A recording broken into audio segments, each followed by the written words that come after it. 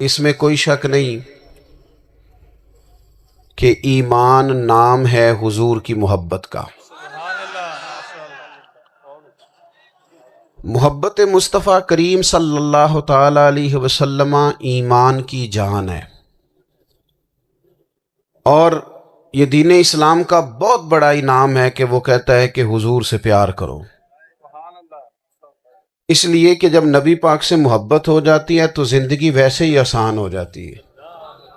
اے عشق تیرے صدقے جلنے سے چھٹے سستے، جو آگ بجھا دے گی اب وہ آگ لگائی ہے۔ کیا ہوتا ہے کہ انسان کے لیے زندگی آسان ہو جاتی ہے۔ میں نے عرض کیا تھا کہ پتہ ہی نہیں چلتا کمانڈر ان چیف کون ہے۔ اللہ آپ کو سلامت۔ ٹھیک ہو گیا جی، اب آنے دیں دوستوں کو، بیٹھ جائیں جی۔ آپ لوگ آگے نہ ہو پیارے بیٹے، بیٹھ جاؤ جہاں جگہ نہیں۔ آپ اس طرح بھاگے دوڑے تو نانا، محفل میں آئیں، اس کا ادب کا خیال کریں۔ آپ تشریف رکھیں، بس بیٹھ جائیں جہاں جگہ مل رہی ہے۔ جو دوڑ کے آ رہے ہیں یہ اطمینان سے آئیں گے تو باوقار لگیں گے۔ اللہ آپ کو سلامت رکھے، برکت دے، ماشاءاللہ۔ اللہ تعالیٰ آپ کو برکات دے۔ اوہو، یہ اتنا مجمع کنٹرول نہیں ہوتا، کوئی بات نہیں، وہ انجی ہوتا ہے ہر روز تھا۔ نعرہ تکبیر، نعرہ تکبیر، نعرہ رسالت، نعرہ رسالت۔ بس جی بیٹھ جائیں، اب تشریف رکھ، جلدی سے بیٹھ جائیں جی۔ آپ جو کھڑے ہیں یہ غلط کر رہے ہیں، ایک سیکنڈ سے پہلے بیٹھ جائیں، فٹافٹ فٹافٹ۔ فیصلہ کرنے میں اتنی دیر؟ لو جی ماشاءاللہ ٹھیک ہو گیا۔ اب آپ توجہ، بولے نہیں جی، اب بولنا سوء ادب ہے، بولے نہیں، بڑی مہربانی، اطمینان سے بات سنیں۔ نبی پاک علیہ السلام کی جو محبت ہے نا، وہ انسان کے لیے زندگی کو آسان کر دیتی ہے۔ حضور سے پیار ہوتا ہے نا تو بندہ نفرت کرنی ویسے ہی چھوڑ دیتا ہے۔ حضور سے پیار کرتا ہے، ہرس ہوس لالچ ویسے ہی نکل جاتا ہے۔ جب حضور سے محبت ہو جاتی ہے، نماز پڑھنا، درگزر کرنا، درود شریف پڑھنا، قرآن پاک پڑھنا، دین کی خدمت کرنا، حتیٰ کہ جان دینا بھی آسان ہو جاتا ہے۔ نبی پاک علیہ السلام کی محبت انسان کو کبھی بھی پریشان نہیں ہونے دیتی، الجھنے نہیں دیتی، تازہ دم رکھتا ہے حضور کا پیار۔ شرط یہ ہے کہ محبت صحیح ہو، اصلی ہو، باطن میں ہو۔ یہ آپ کے ذہن کے اندر کبھی بھی کسی بدبو کو نہیں آنے دے گی، طبیعت کو تازہ دم رکھے گی، سکون میں رہیں گے۔ لیکن نبی پاک علیہ السلام کی محبت کے کچھ تقاضے ہیں، ان تقاضوں کو سمجھنا پڑے گا۔ بالخصوص امت اس وقت جس جگہ پہ کھڑی ہے، آپ دیکھیں کہ اتنی بربریت اور اس جیتے جاگتے دیکھتے ماحول میں کہ جس میں ہر چیز کیمرے کی آنکھ دیکھ رہی ہے، اس میں اس قدر زیادہ اسرائیل کی جارحیت،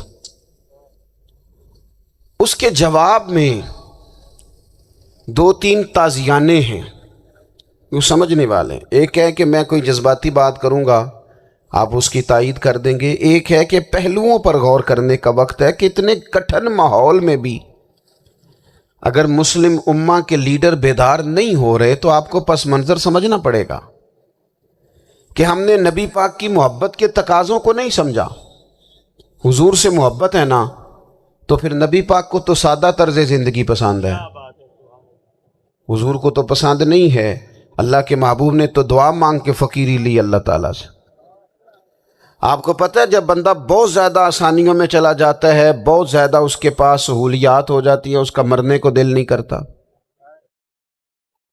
خود نبی پاک علیہ السلام نے فرمایا قیامت کے قریب کافر تم پر جھپٹیں گے جس طرح بھوکے لوگ کھانے پر جھپٹتے ہیں۔ حضور کیوں، ہم تھوڑے ہوں گے؟ فرمایا نہیں، تمہیں دنیا سے محبت ہو جائے گی اور موت تمہیں بری لگے گی۔ اتنے بڑے بڑے بنگلے، عالی شان محلات، کس کا چھوڑ کے مرنے کو جی چاہتا ہے معاذ اللہ۔ نبی پاک کی محبت کا تقاضا سمجھو، ایسا نہیں کہ وہاں دولت آئی نہیں۔ حضور تو فرماتے ہیں کہ اللہ نے خزانوں کی کنجیاں میرے ہاتھ میں رکھ دی ہیں، لیکن میں نے عرض کیا مالک ایک وقت روٹی دینا اور ایک وقت کا فاقہ دینا۔ کنجیاں خزانوں کی اللہ نے دی. جب تک آپ اپنا طرز زندگی، یہ جو بہت دنیا کا پیار ہے نا، بہت زیادہ مرنے کی ہرس، یہ بہت زیادہ جینے کی ہرس، تو اللہ تعالیٰ نے قرآن پاک میں یہودیوں کا طریقہ بیان کیا ہے کہ وہ کبھی مرنے کی تمنا نہیں کریں گے کیونکہ جینے کی ہرس رکھتے ہیں.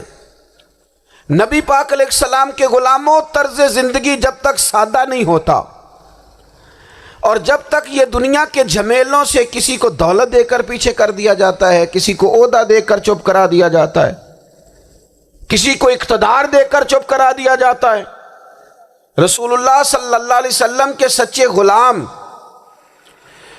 انہیں ایک بات کی سمجھ آ گئی تھی کہ ہمیں ہمارے رب نے کہا ہے قُلْ إِن كُنتُمْ تُحِبُّونَ اللَّهَ فَاتَّبِعُونِي يُحْبِبْكُمُ اللَّهُ. اے محبوب آپ ان سے فرما دیں اگر رب سے محبت کرنا چاہتے ہیں تو آپ کی پیروی کریں، اللہ خود ان سے محبت فرمائے گا.